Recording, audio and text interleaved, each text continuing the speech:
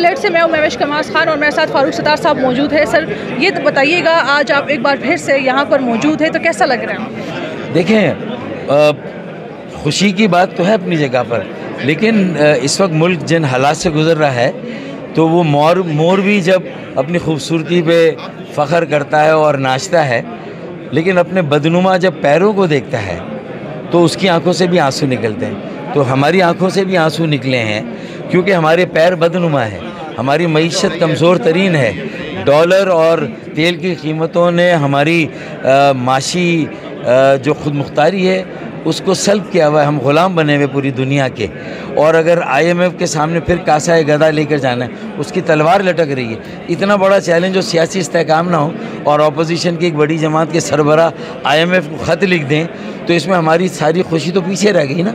अब इस चैलेंज को कैसे मुकाबला आप करेंगे कि हम अपने अंदरूनी मामलात में किसी बाहर के इदारे को हम ड्रैग करें और उसे दावत दें, तो ये गैर आइनी भी है, नामुनासिब है और गैर अखलाकी भी है। अच्छा, इसका नोटिस पूरी कौम को लेना चाहिए। मैंडेट की बात करें तो बार बार कहा जाता है कि MQM ने मैंडेट जो है वो चोरी किया हुआ है। आप लोगों की कुछ वीडियोस वायरल हुई है, लीक हुई है, उसके बारे में क्या कहेंगे आप? देखें, ये हमारी तंजीमी बिगाड़ और ख़राबी को आप 2-3 दिन में देखेंगे।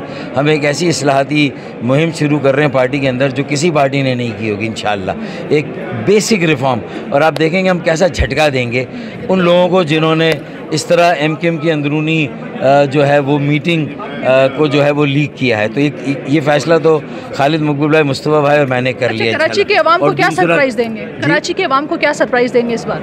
कराची की आवाम क्या, पूरे मुल्क की आवाम को अब शौक ना दें, सदमे ना दें, कम से कम उससे बाहर निकाल दें तो यही सरप्राइज़ उनके लिए होगा। उन्हें रिलीफ दें, महंगाई, बेरोज़गारी, गुर्बत के ख़ात्मे के लिए छोटे कर्ज़े दें, उनको जहाँ सब्सिडी देनी है टारगेटेड वो सब्सिडी दें, वडेरों जागीरदारों को सब्सिडी ना दें, आम किसानों को, ज़मींदारों को, हारियों को सब्सिडी दें। आम कंज्यूमर को जो बुनियादी चीज़ें नहीं ख़रीद पा रहा, उसकी तनख्वाह इतनी नहीं है, गैस का बिल 30-40 हज़ार का, उसकी तनख्वाह 35 हज़ार है, तो उसे रिलीफ देना है हमें। एक मतलब ये कि किसी और को रिलीफ हमें नहीं देना और सरप्राइज़ किसी। और कराची के लिए तो ये खुशखबरी हो सकती है कि PMLN अगर हुकूमत बना रही है तो सारी सियासी जमातें, कराची की अहमियत लाहौर वालों के लिए भी है, पेशावर, कोयटा वालों, रावलपिंडी, मुल्तान, लाड़काना, नवाबशाह वालों के लिए भी। कराची सिर्फ कराची, और फिर कराची किसका शहर है? सबका शहर है। वहाँ उर्दू बोलने वाले महाजर हैं, सिंधी, पंजाबी, बलोच, सराइकी, हज़ारेवाल, कश्मीरी, गिलगिती, पख्तून, वहाँ तो पूरे पाकिस्तान के लोग बसते हैं। असल पाकिस्तान तो कराची में है, तो वो सब सारी ज़बान बोलने वाले सारे इलाके के पाकिस्तानी भी कराची को ओन करें और 25 करोड़ आवाम ओन करें, और जो हुकूमत है वफाक की वो ओन करें, और ख़ास तौर पर सिंध के वडेरे जागीरदार ओन करें। और कराची तरक्की का इंजन, मईशत का मरकज़ है, उसके रास्ते से रुकावटें हटा दें, उसके इंफ्रास्ट्रक्चर को सही होने दें। कुछ खरबों रुपए की इन्वेस्टमेंट चाहिए।